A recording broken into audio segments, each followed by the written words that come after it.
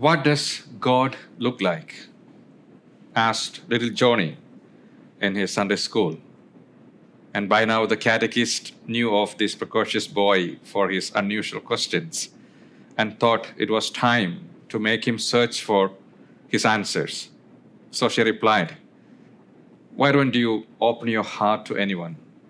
Perhaps you will also catch a glimpse of God today."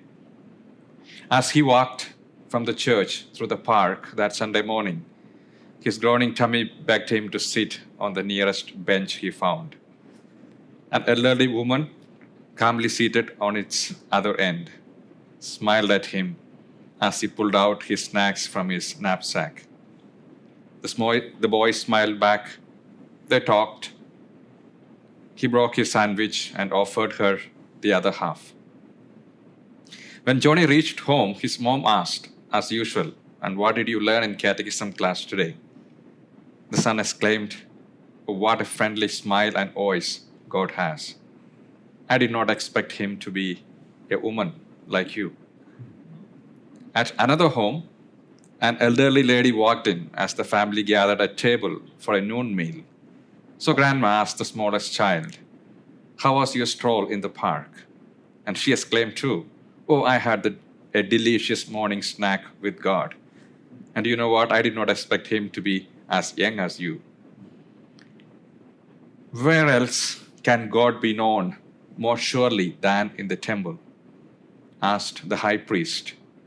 And as they wondered at how many Jews were leaving Jerusalem to hear a bizarre hermit preaching and baptizing by the Jordan. And they sent, if you listen to the readings yesterday, they sent the Mosaic law experts to question John about him being the Messiah. But he said, "I am not. He who has been promised of old has already come." That was his answer, and he identifies him today. If despite your erudite minds, your eyes fail to recognize him, then it is time to open your hearts. And John remained faithful to the truth of his identity as the voice in the wilderness, not the Messiah. And his mission was to prepare the way for the Messiah. As a witness to the Messiah, John never wavered from being that voice in the wilderness. And St. Augustine contrasts John's role with that of Jesus by emphasizing John's humility. John is the voice, but Jesus is the word from the beginning. John is the voice that lasts for a lifetime, for a time, but Christ from the beginning is the word who lives forever. And take away the word, the meaning, and what is voice left with? The voice without the word is empty. It reaches the ear, but does not strengthen the heart.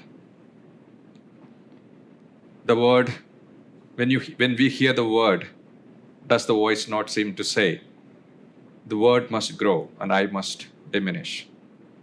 The sound of the voice was heard in the service of the word and has gone away, as though it was saying, "My joy is now complete." Hold on to the word, not lose the word conceived inwardly in our hearts. The readings today are a call to witness and give a testimony like John's, to identify Jesus when he comes, to inspire people or to proclaim our faith. It doesn't take much. It's powerful even when it is silent. A smile, a little conversation, little sharing like the boy and the woman at the park. A simple act of faith inspires. A sincere sign of the cross can awaken an awareness of God and a sensitivity to the divine. Anthony de Saint-Exupéry's short literary classic, Little Prince, says, "Only with the heart does one see right." At Christmas, we celebrated the one among us, yet unknown to us, Gospel of John, who reveals himself to us in unlikely places and times. Only a compassionate heart recognizes the Emmanuel, the Lamb of God, the God hidden among us. And John did that in his life. Amen.